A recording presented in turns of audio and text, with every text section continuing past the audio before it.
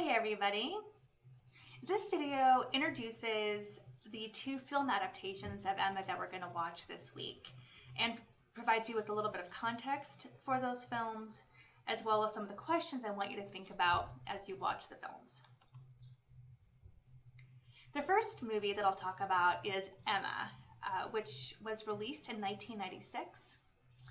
This film came as part of a whole series of Jane Austen films that were released in the mid-90s, including Sense and Sensibility, Northanger Abbey, and Mansfield Park. While this wasn't the most critically acclaimed of all of those movies, it was one of the most commercially successful, and it actually sort of launched the career of Gwyneth Paltrow, at least in part. The film was written, or at least scripted, and directed by Douglas McGrath. It's set in the same period as Austen's novel, so it's set in the early 1800s. And you can tell that in part by the costumes and the settings and those other sort of elements of the film. And then, as I said before, it was sort of one of many sort of adaptations that came on the scene during this time period. It came in particular a year after Sense and Sensibility was released, and Sense and Sensibility was very critically acclaimed and got a lot of attention. So this film in some ways was trying to sort of capitalize on that earlier film that had been released, and like I said, it was fairly successful in this. So as you are watching the film, I want you to keep sort of two sets of questions in mind. The first set of questions has to do with genre, and this is something we talked about before when we watched adaptations of Pride and Prejudice.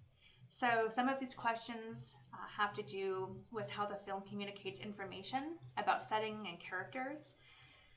If you remember back to earlier conversations that we had when watching adaptations of Pride and Prejudice, we talked about how when you are reading a book, you often have a narrator to sort of explain who characters are, to explain their backgrounds, to explain their relationships, and to tell you about the characters and their personalities.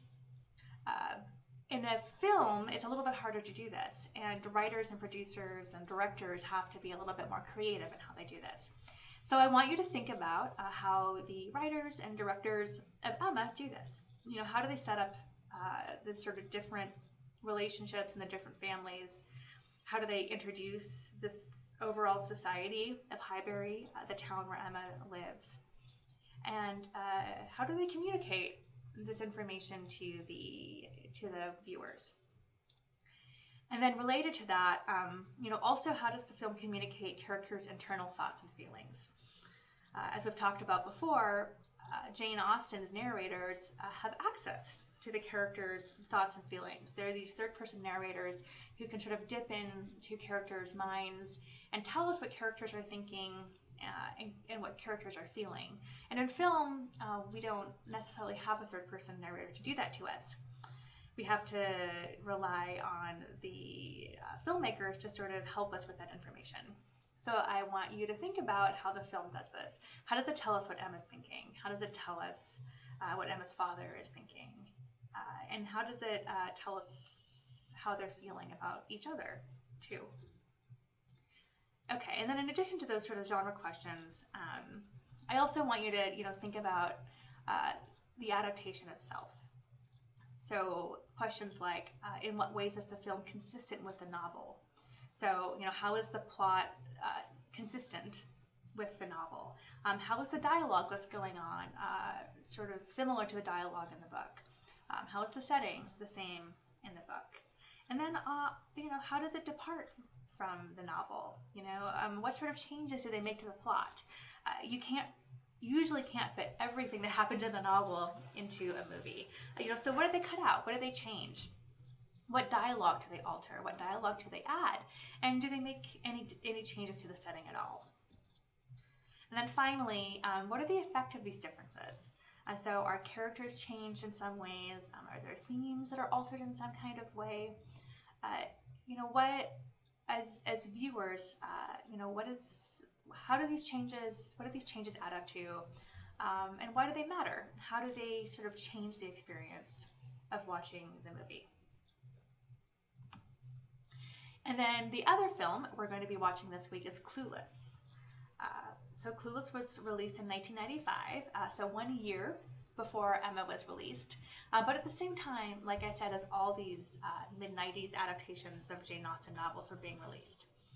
It was written and directed by Amy Heckerling, who at that time had made a name for herself for directing other movies that are about high schoolers, so she sort of had that reputation. The movie is set in the mid-1990s, Beverly Hills, California, and in fact, Amy Heckerling spent a lot of time observing high schoolers in Beverly Hills during this time, so she was actually sort of actively trying to imitate the way that people talked and the sort of fashions that people wore. So she was, really trying to capture this sort of specific slice of American life at this particular moment. And then, as I say here, unlike most adaptations, this movie doesn't clearly reference the original work. So nowhere does it say we're an adaptation of Emma, or nowhere does it say we're based on Jane Austen's novel Emma. In fact, I didn't realize it was an adaptation of Emma until I got to college.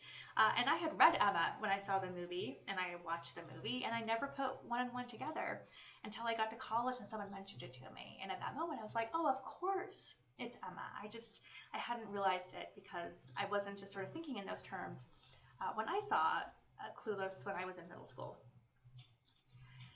So that's sort of something to keep in mind.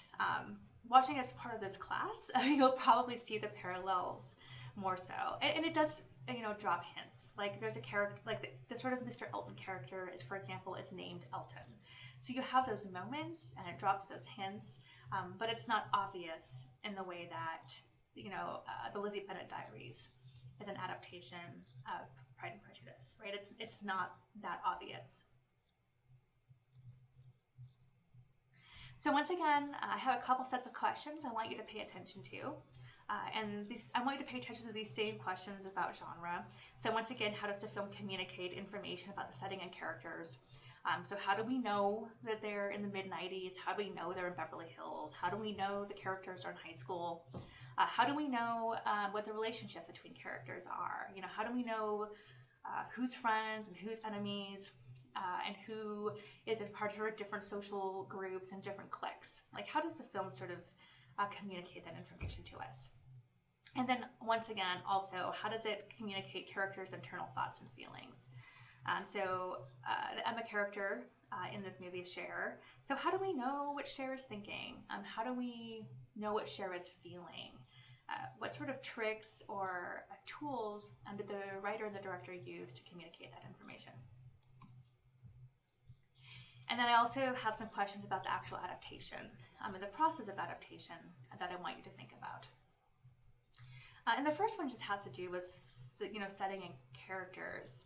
So how does the filmmakers adapt the characters of Emma, Austen's original novel, from mid-1990s Beverly Hills? So how are the characters in the film consistent with the characters in Emma, and how are they different? So how is Cher like Emma, and how is Cher different from Emma? And how is, Elton similar to Mr. Elton, and how is Elton different from Mr. Elton? So thinking in terms of sort of characters' personalities and characters' development. Secondly, I want you to think about the plot. So how did the filmmakers adapt the plot of Emma for mid-1990s Beverly Hills? What elements of Austen's storyline did they maintain? What elements did they change in order to make the storyline fit better in a new cultural context? So, and how is the story like the story of Emma, and how is it different from the story of Emma? What do they change? What do they add? They do add a lot of things to it, and they take some things out. So I just want you to pay attention to those changes that they're making. And then finally, I also want you to think about sort of how class gets adopted into this movie. So one of the important elements in the novel Emma is social class. For example, as I say here, Mr. Elton considers Harriet Smith unmarriable because of her low social status. We also, for example, see that people treat the Bateses differently because they have less money and less social power than other characters. So how do the filmmakers of Clueless adapt the class structure of Regency England for a mid-1990s high school? What kinds of parallels do they do?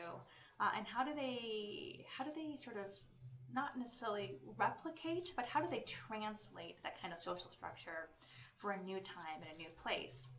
And then as a viewer, do you think they're successful? And do you think it works? So those are the questions I want you to consider as you're watching these movies. I hope you enjoy them, and I look forward to seeing what you have to say about them in discussion.